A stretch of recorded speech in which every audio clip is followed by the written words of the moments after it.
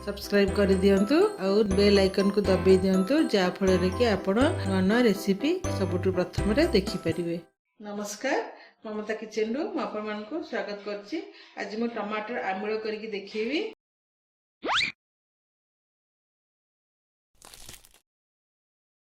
तो तापे आगे देखिबा कोन कोन मो नेइछि। टमाटर नेइछि, बड़ बड़ 4टा टमाटर नेइछि, ताको मु काटि देइछि। भुसुंगा पतर, पपीता, छुई, कखारु, भेंडी और बैगण परिवार ए सब नेइछि। आ बघारिया पई टिके रसुण छेचा नेइछि।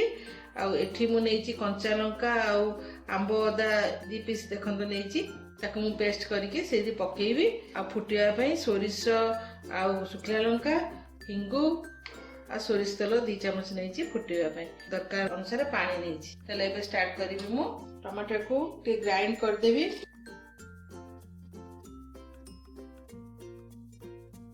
गैस टा आगे ऑन कर देबी। तापर मु टमाटर के पेस्ट कर देइछि।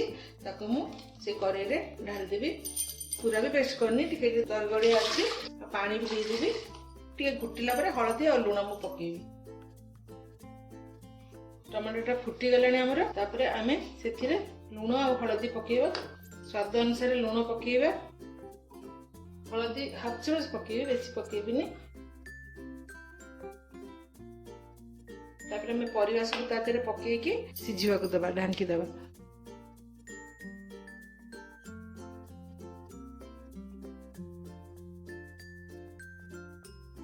बैगण पके दी। भेंडी टा मु टिके भाजी की ताते पकेबी। टिके भुसुंगा पतर भी कौलिया टाळ दिटा पके देबी। तापर मु ता फुटिया को छाड़ देबी। सेटा सिझिला भीतर भेंडी टा टिके भाजी देबी। हल्का भाजी देबी भेंडी टा। टिके तेल दे देबी। तेलटा न छिटकिया पे गोटे हलदी पकेदेवी। भेंडी पकेदेवी। भेंडी नाल अंशटा थाए से भाजी देती, ना आंबळटा नाल नाल भाया हो।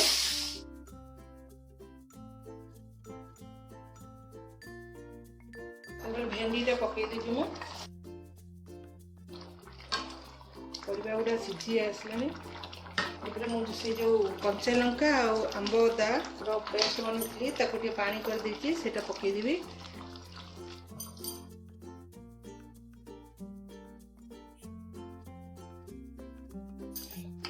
भेंडीटा टिके सिझीजिव। तापर आमे छुंक दे देबा। ता संगे हे गला सिझी जाइछि पूरा। ताको एबे मु छुंक दे देबी। छुंक देबा पई तळको एटा ओल्ही देबी।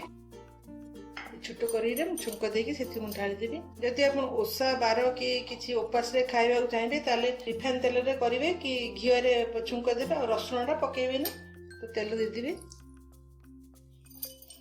ताते टिके हिंगु पके देबी। हिंगुटा निश्चय देबे। खट्टा माने हिंगु। सुखला लंका दे देबी। टिके गैस टा सिम कर देबा। पोड़ी देना। सोरिष दे देबी। सोरिष फुटी सारा पर रसुण देबी।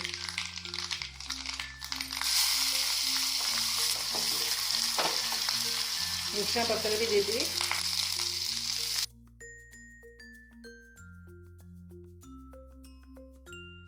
हो गला।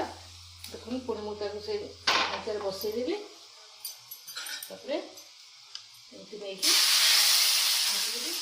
और फांके मुझे ढांकी देबी। क्या बास्नाटा चल जाओ। गोटे मिनट पर खोलि। देखो आमर आंबुल तैयारी होइछि। बास्ना भी भल आसुछि। हिंगु बास्ना भी बढ़िया आसुछि। ताको मु गोटे जगह काढ़ी देबी। मोर आंबुल तैयारी होइछि। मोर आशा आपको निश्चय भल लागिबो। जदि भल लागिला ताले लाइक, कमेंट, शेयर करिवे और सब्सक्राइब मध्य करिवे।